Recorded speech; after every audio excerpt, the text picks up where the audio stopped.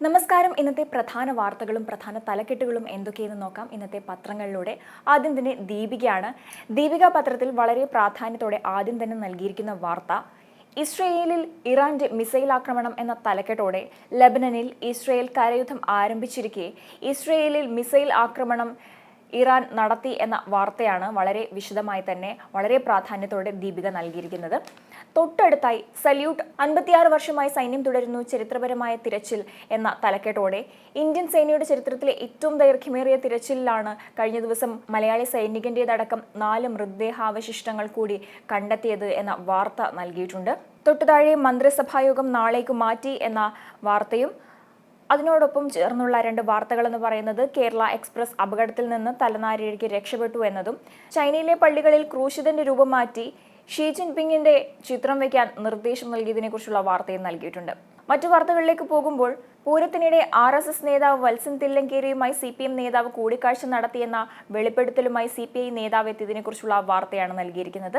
താഴേക്ക് വരുമ്പോൾ സ്വർണ്ണക്കടത്ത് കേസിൽ EDക്ക് സുപ്രീം കോടതിയുടെ വിമർശനം എന്ന വാർത്ത നൽകിയിട്ടുണ്ട്. തൊട്ടടുത്തായി BSc നഴ്സിംഗ് പ്രവേശനം 80% വാങ്ങിയവരും പുറത്ത് എന്ന തലക്കെട്ട് നൽകിക്കൊണ്ട് സംസ്ഥാനത്ത് ഹയർ സെക്കൻഡറി പരീക്ഷ എഴുതി 80%-ൽ കൂടുതൽ മാർക്കോടെ പാസ്സാകുന്ന വിദ്യാർത്ഥികൾ പോലും BSc നഴ്സിംഗ് പ്രവേശനം ലഭിക്കാതെ പുറത്തുപോകുന്നു എന്ന വാർത്തയാണ് നൽകിയിരിക്കുന്നത്. അടുത്ത പത്രം മാധ്യമമാണ്. മാധ്യമത്തിൽ ദീപികയിലെ പോലെ തന്നെ ഇസ്രായേലിലെ വാർത്ത വളരെ പ്രാധാന്യത്തോടെ വിശദമായി തന്നെ നൽകിയിട്ടുണ്ട്. ഇസ്രായേലിലേക്ക് ഇറാൻ മിസൈൽ എന്ന തലക്കെട്ടാണ് നൽകിയിരിക്കുന്നത്. ഈ വാർത്തയുടെ തൊട്ടടുത്തായി ഇടതുഭാഗത്തായി ഇന്ന് ഗാന്ധി ജയന്തി ആണ് എന്നതിനെക്കുറിച്ചുള്ള വാർത്ത അല്ലെങ്കിൽ അതിനെക്കുറിച്ചുള്ള ഒരു കുറിപ്പ് നൽകിയിട്ടുണ്ട്. താഴേക്ക് വരുമ്പോൾ പിണറായി PR കുരുക്കിൽ എന്ന തലക്കെട്ട് നൽകിക്കൊണ്ട് മുഖ്യമന്ത്രി പിണറായി വിജയൻ നൽകിയ അഭിമുഖത്തിൽ മലപ്പുറം ജില്ലയെക്കുറിച്ച് വിവാദ പരാമർശങ്ങൾ മുഖ്യമന്ത്രിയുടെ PR ഏജൻസിയായ കൈസൻ എഴുതി നൽകിയതാണെന്ന് ദി ഹിന്ദു ദിനപത്രം വെളിപ്പെടുത്തിയിരുന്നു. അതിനെക്കുറിച്ചുള്ള വാർത്തയാണ് വളരെ വിശദമായി തന്നെ മുഖ്യമന്ത്രിയുടെ പ്രതികരണത്തോടൊപ്പം തന്നെ നൽകിയിരിക്കുന്നത്. ഇതിനുള്ളിൽ തന്നെ ഒരു കാർട്ടൂണും നൽകിയിട്ടുണ്ട്. മറ്റു വിശദാംശങ്ങളെല്ലാം തന്നെ ഈ വാർത്തയ്ക്കുള്ളിൽ തന്നെ വ്യക്തമായി തന്നെ നൽകുന്നുമുണ്ട്. താഴേക്ക് വരുമ്പോൾ നവരാത്രി സ്കൂളുകൾക്ക് 11-ന് അവധി എന്ന വാർത്ത നൽകിയിട്ടുണ്ട്. തൊട്ടടുത്തായി ബുൾഡോസർ രാജിൽ സുപ്രീം കോടതി ഇന്ത്യ മതേതര രാജ്യം എന്ന തലക്കെട്ട് നൽകിക്കൊണ്ട് ഇന്ത്യ മതേതര രാജ്യമാണെന്നും ബുൾഡോസർ രാജുമായി ബന്ധപ്പെട്ട തങ്ങളുടെ മാർഗനിർദ്ദേശങ്ങൾ മതസമുദായ ഭേദമന്യേ രാജ്യമൊട്ടാകെ ബാധകമായിരിക്കുമെന്നും സുപ്രീം കോടതി പറഞ്ഞതിനെക്കുറിച്ചുള്ള വാർത്തയാണ് നൽകിയിരിക്കുന്നത്. മാധ്യമത്തിന്റെ വലതുവശത്തായി ഒരു ചെറിയ കോളം വാർത്ത നൽകിയിട്ടുണ്ട്. TK പരീക്കുട്ടി ഹാജി നിര്യാതനായി എന്ന വാർത്തയാണ്. പ്രമുഖ വ്യാപാരിയും സാമൂഹിക സാംസ്കാരിക ജീവകാരുണ്യ പ്രവർത്തകനുമാണ് അദ്ദേഹം. അടുത്ത പത്രം എന്ന് പറയുന്നത് ദേശാഭിമാനിയാണ്. ദേശാഭിമാനിയിൽ ആദ്യം തന്നെ നൽകിയിരിക്കുന്നത് മുഖ്യമന്ത്രിയുടെ ഒരു പ്രതികരണമാണ്. സ്വർണ്ണക്കടത്തുകാരെയും ഹവാലക്കാരെയും പിടികൂടുമ്പോൾ ചിലർക്ക് പൊള്ളുന്നു എന്ന് മുഖ്യമന്ത്രി പറഞ്ഞതിനെ കുറിച്ചുള്ള വാർത്തയാണ് ആദ്യം തന്നെ നൽകിയിരിക്കുന്നത്. തൊട്ടടുത്തായി നൽകിയിരിക്കുന്നത് ഷുജിൻഷൻ എന്ന വാൽനക്ഷത്രം ആകാശത്ത് ദൃശ്യമായതിനെ കുറിച്ചുള്ള ഒരു വാർത്തയാണ് നൽകിയിരിക്കുന്നത്. തിരുവനന്തപുരത്ത് ആ വാൽനക്ഷത്രം ദൃശ്യമായപ്പോൾ എടുത്ത ഒരു ചിത്രവും ഈ വാർത്തയ്ക്കൊപ്പം തന്നെ നൽകിയിട്ടുണ്ട്. മറ്റു വാർത്തകളിലേക്ക് പോകുമ്പോൾ സർക്കാരിന് ഒന്നും ഒളിച്ചു വെക്കാനില്ല എന്ന തലക്കെട്ട് നൽകിക്കൊണ്ട് നിയമസഭാ അംഗമായ PV അൻവർ ഉന്നയിച്ച ആരോപണം സർക്കാർ ഗൗരവത്തിലാണ് എടുത്തതെന്നും അത് പരിശോധിക്കാൻ ഉന്നതനായ പോലീസ് മേധാവിയെ നിയോഗിച്ചെന്നും മുഖ്യമന്ത്രി പിണറായി വിജയൻ പറഞ്ഞതിനെ കുറിച്ചുള്ള വാർത്തയാണ് നൽകിയിരിക്കുന്നത്. അതിനു താഴെ വയനാട് സഹായമില്ല, ദുരന്ത നിവാരണ ഫണ്ടിലേക്കുള്ള 2ാം ഗഡു അനുവദിച്ചു എന്ന തലക്കെട്ട് നൽകിക്കൊണ്ട് സംസ്ഥാന ദുരന്ത പ്രതികരണ നിധിയിലേക്കുള്ള കേന്ദ്ര വിഹിതത്തിന്റെ 2ാമത്തെ ഗഡുവായ 145.60 കോടി രൂപ അനുവദിച്ചതിനെ കുറിച്ചുള്ള വാർത്ത നൽകിയിട്ടുണ്ട്. ഇതിന് തൊട്ടു താഴെയായി 2 വാർത്തകളാണുള്ളത്. ഒന്ന്, സ്വർണ്ണക്കടത്ത് കേസിൽ EDക്ക് താല്പര്യമില്ലേ എന്ന് സുപ്രീം കോടതി എന്ന തലക്കെട്ട് നൽകിക്കൊണ്ട് നയതന്ത്ര ബാഗേജ് വഴി സ്വർണം കടത്തിയെന്ന കേസിലെ നടപടികൾ കേരളത്തിന് പുറത്തേക്ക് മാറ്റണമെന്ന ഹർജിയിൽ വാദത്തിന് താല്പര്യമില്ലേ എന്ന് EDയോട് സുപ്രീം കോടതി ചോദിച്ചതിനെ കുറിച്ചുള്ള വാർത്തയാണ് നൽകിയിരിക്കുന്നത്. ഒടുവിലത്തെ വാർത്ത എന്ന് പറയുന്നത് കോടിയേരിയുടെ ഓർമ്മദിനത്തിൽ സ്കൂൾ വിദ്യാർത്ഥികൾക്ക് പ്രഭാത ഭക്ഷണം പദ്ധതി പുനരാരംഭിച്ചു എന്ന വാർത്തയാണ്. അടുത്ത പത്രം എന്ന് പറയുന്നത് കേരള കൗമുദിയാണ്. കൗമുദിയിൽ ഇന്ന് ഗാന്ധി ജയന്തി എന്ന് ഓർമ്മപ്പെടുത്തുന്ന ഒരു ചിത്രവും ഒരു കുറിപ്പും നൽകിയിട്ടുണ്ട്. ഇന്ന് ഗാന്ധി ജയന്തി എന്ന ക്യാപ്ഷനും നൽകിയിട്ടുണ്ട്. മറ്റു വാർത്തകളിലേക്ക് പോകുമ്പോൾ പ്രളയം കേന്ദ്രം 145.60 കോടി തരും എന്ന വലിയ തലക്കെട്ട് നൽകിക്കൊണ്ട് കേന്ദ്ര സഹായത്തെക്കുറിച്ചുള്ള ഒരു വിശദമായ വാർത്ത തന്നെ നൽകിയിട്ടുണ്ട്. ഈ വാർത്തയ്ക്കുള്ളിൽ 14 സംസ്ഥാനങ്ങൾക്ക് നൽകിയ തുകയുടെ വിശദ വിവരങ്ങളും നൽകിയിട്ടുണ്ട്. തൊട്ടടുത്ത് വയറുവേദന രജനീകാന്ത് ആശുപത്രിയിൽ എന്ന വാർത്തയും നൽകിയിട്ടുണ്ട്. സ്കൂളുകൾക്ക് 11-ന് അവധി എന്ന വാർത്തയും ചെറിയ കോളത്തിലായി നൽകിയിട്ടുണ്ട്. മറ്റു വാർത്തകൾ നോക്കുമ്പോൾ RCയും ലൈസൻസും ഡിജിറ്റലാക്കി എന്ന തലക്കെട്ട് നൽകിക്കൊണ്ട് ഡ്രൈവിംഗ് ലൈസൻസും വാഹനങ്ങളുടെ RC ബുക്കും ഇനി ഡിജിറ്റൽ ആക്കും എന്നതിനെക്കുറിച്ചുള്ള വാർത്ത വളരെ വിശദമായി തന്നെ നൽകിയിട്ടുണ്ട്. അടുത്ത വാർത്തയെന്ന് പറയുന്നത് അത് മുഖ്യമന്ത്രിക്കായി PR ഏജൻസി നൽകിയത് എന്ന തലക്കെട്ട് നൽകിക്കൊണ്ട് മുഖ്യമന്ത്രി പിണറായി വിജയന്റെ അഭിമുഖത്തിലെ വിവാദമായ മലപ്പുറം പരാമർശങ്ങൾ PR ഏജൻസിയുടെ നിർദ്ദേശപ്രകാരമാണ് ഉൾപ്പെടുത്തിയതെന്ന് ഹിന്ദു ദിനപത്രത്തിന്റെ വെളിപ്പെടുത്തലിനെ കുറിച്ചുള്ള വാർത്തയാണ് നൽകിയിരിക്കുന്നത്. തൊട്ടു താഴെ മാലിന്യമുക്തം നവകേരളം ക്യാമ്പയിന് ഇന്ന് തുടക്കം എന്ന തലക്കെട്ട് നൽകിക്കൊണ്ട് അതിനെക്കുറിച്ചുള്ള ചെറിയൊരു കോളം വാർത്ത, ഒരു 3 കോളം വാർത്ത നൽകിയിട്ടുണ്ട്. ഏറ്റവും താഴെയായി പത്മനാഭപുരത്ത് നിന്ന് ഘോഷയാത്ര പുറപ്പെട്ടു, നവരാത്രി വിഗ്രഹങ്ങൾക്ക് ഇന്ന് വരവേൽപ്പ് എന്ന വാർത്ത ഒരു വളരെ മനോഹരമായ ഒരു ചിത്രത്തോടൊപ്പം തന്നെ നൽകിയിട്ടുണ്ട്. അടുത്ത പത്രം മലയാള മനോരമയാണ്. മനോരമയിൽ ആദ്യം തന്നെ വളരെ പ്രാധാന്യത്തോടെ നൽകിയിരിക്കുന്നത് മുഖ്യമന്ത്രി പിണറായി വിജയനെ കുറിച്ചുള്ള വാർത്തയാണ്. മലപ്പുറം ജില്ലാ പരാമർശവുമായി ബന്ധപ്പെട്ട വിവാദവും അതുമായി ബന്ധപ്പെട്ട എല്ലാ വിഷയങ്ങളും വിശദ വിവരങ്ങളും മനോരമയിൽ നൽകിയിട്ടുണ്ട്. മനോരമയുടെ ആദ്യ പേജിന്റെ പകുതിയോളം ഈ വാർത്തയാണ് പ്രാധാന്യം നൽകിയിരിക്കുന്നത്. മറ്റു വാർത്തകളിലേക്ക് പോകാം.